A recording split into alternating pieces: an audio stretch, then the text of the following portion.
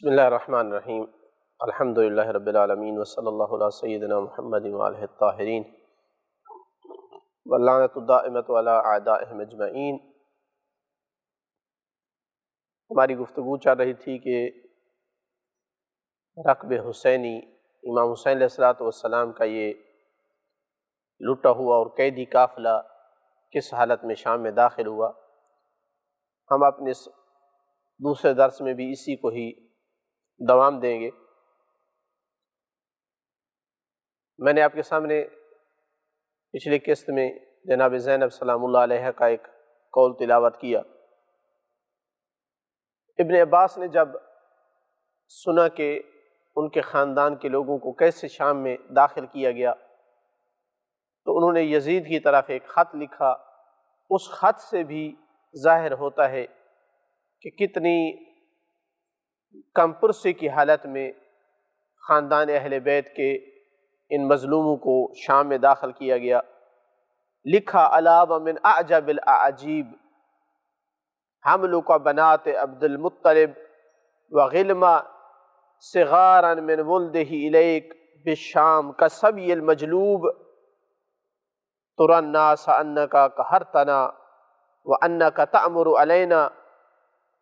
یہ زمانے کے عجیب واقعات میں سے ہے یزید کہ تو عبد المطلب کی بیٹیوں کو اور ان کے چھوٹے چھوٹے بچوں کو شام کی طرف ایک مجبور قیدی کی طرح لے جائے اور تو لوگوں کو دکھائے کہ تو کس طرح ان پر غالب آیا ہے۔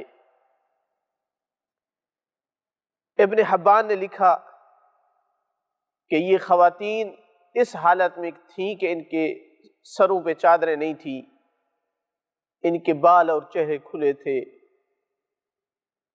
یہ بدبخت اس حد تک بھی خاندان رسول کی عزت و عظمت کا خیال نہیں رکھ رہے تھے کہ اس خاندان نے لوگوں کو خواتین کا احترام سکھایا ہے، خواتین کا پردہ سکھایا ہے، خواتین کا مقام بتایا ہے۔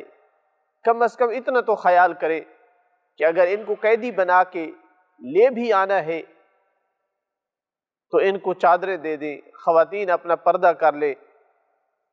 لیکن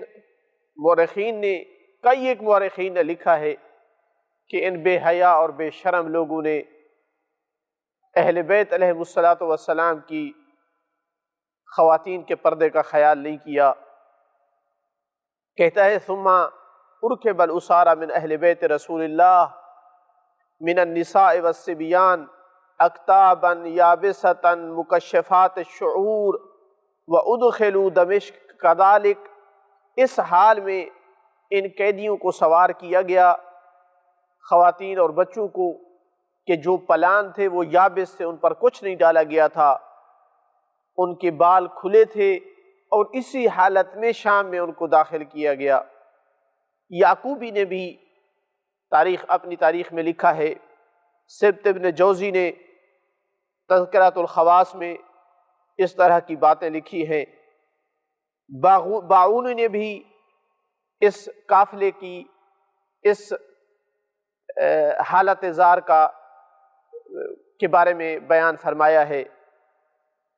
کتاب شذرات الذہب میں یوں رقم تراز ہے مصنف کہ وَلَمَّا تَمَّ قَتْلُهُ حُمِلَ رَأْسُهُ وَحَرَمُ بَيْتِهِ وَزَيْنُ الْعَابِدِينَ مَعَهُمْ إِلَى دَمِشْقَ كَالسَّبَايَا قَاتَلَ اللَّهُ فَاعِلَ ذَلِكَ وَأَخْزَاهُ وَمَنْ آمَرَ بِهِ أَوْ رَاضِيَهُ کہ جب امام حسین علیہ السلام کو قتل کیا گیا تو ان کے سر کو اور ان کے حرم کو اور امام زین العابدین علیہ السلام کو قیدیوں کی طرح دمشق کی طرف لایا گیا۔ اللہ ایسا کرنے والے کو رسوا اور ذلیل کرے، اور جس نے اس کا آرڈر دیا اس کو بھی اللہ رسوا اور ذلیل کرے، اور جو اس پر راضی ہے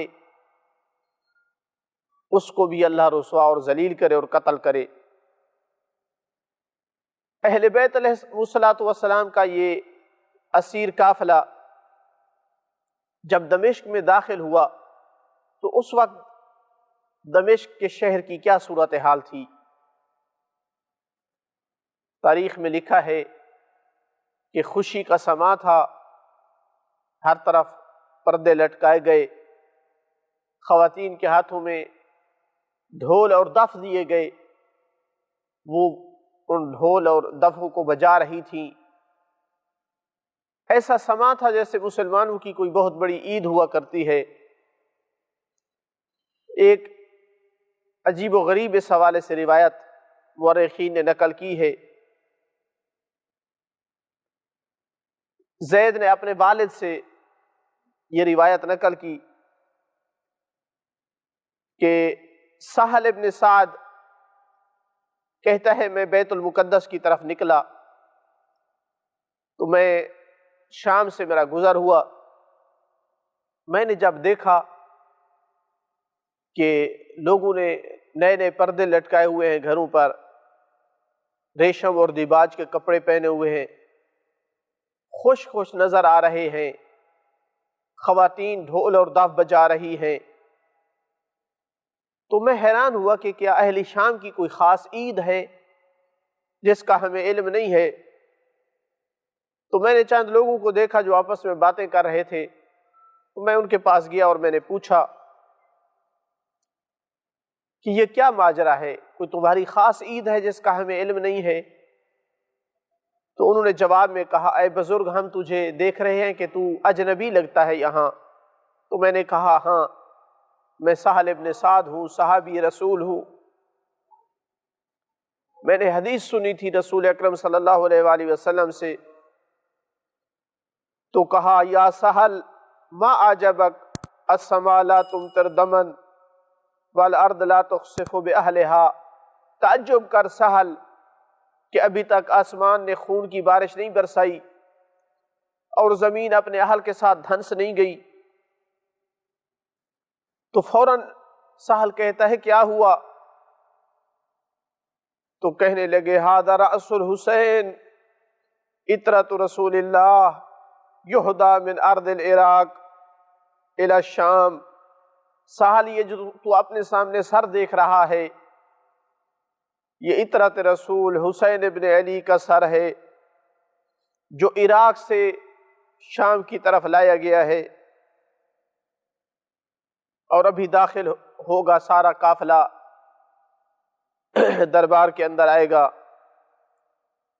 تو انہوں نے باب ساعہ کی طرف اشارہ کیا کہ یہاں سے وہ داخل ہوں گے۔ تو کہتا ہے کہ میں دروازے کی طرف گیا، جب میں وہاں پہنچا تو میں نے کچھ جھنڈے دیکھے جو ایک دوسرے کے پیچھے داخل ہو رہے تھے۔ تو اچانک میری نگاہ پڑی اس گھوڑے سوار پر کہ جس کے ہاتھ میں نیزہ تھا، اور اس نیزے پر وہ سر سوار تھا کہ جس کا چہرہ رسول اکرم کے چہرے سے مشابہت رکھتا تھا۔ اور اس کے بعد میں نے دیکھا اس کے پیچھے خواتین ہیں، ایسے اونٹوں پر سوار ہیں جن پر پلان نہیں ہے۔ تو میں نے ایک بچی کو جب دیکھا تو میں نے پوچھا من انت، بتا سکتی ہے تو کون ہے؟ فقلت انا سکینہ بنت الحسین، میں حسین کی بیٹی سکینہ ہوں۔ فقلت لها الک حاجۃ الی، حسین کی بیٹی کیا تیری میری طرف کوئی حاجت ہے؟ انا سہل ابن سعد، میں سہل ابن سعد تمہارے نانا رسول کا صحابی ہوں۔ حسین کی اس یتیمہ کو جب علم ہوا نا کہ میرے سامنے کھڑا ہوا شخص صحابی رسول ہے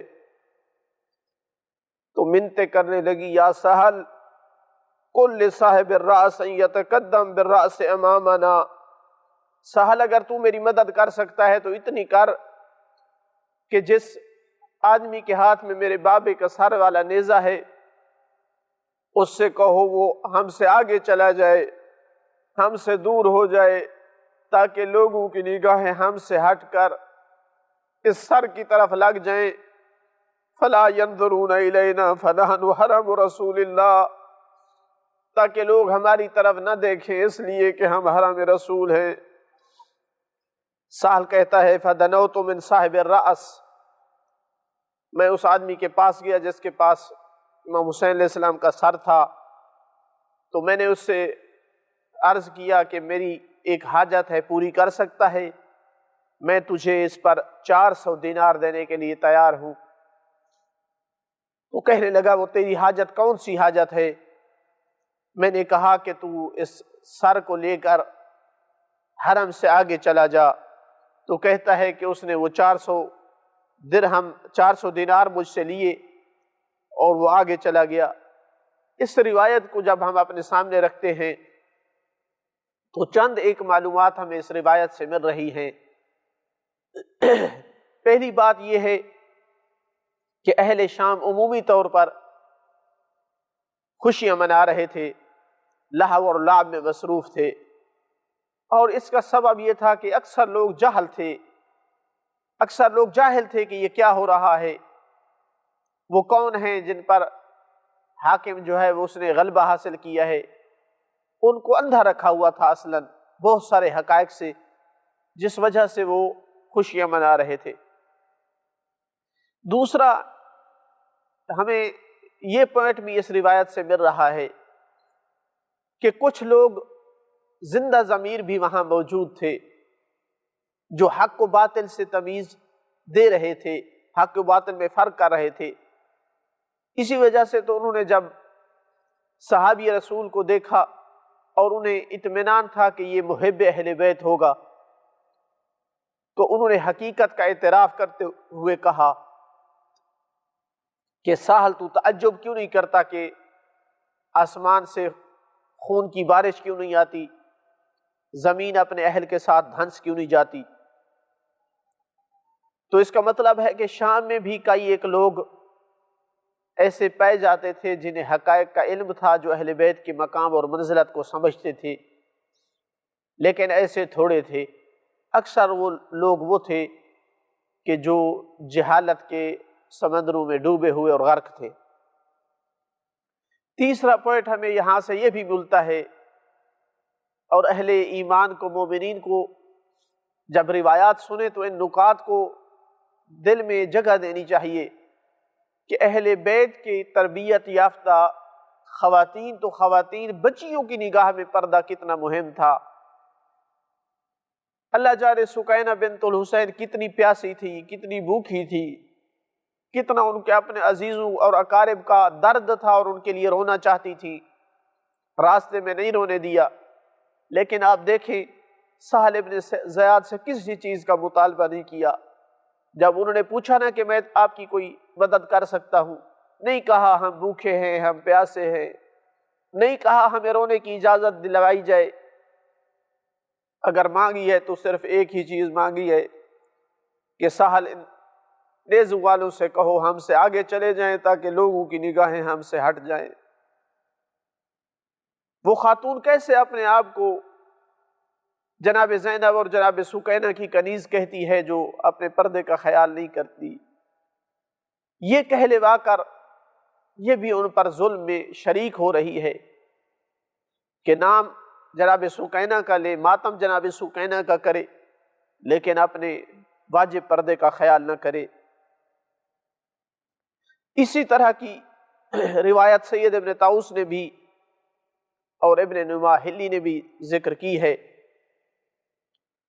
لیکن اس میں تھوڑا سا اختلاف ہے کہ اس میں مطالبہ کرنے والی ام کلثوم ہے، لیکن جس شقی سے مطالبہ کیا ہے وہ شمر ہے۔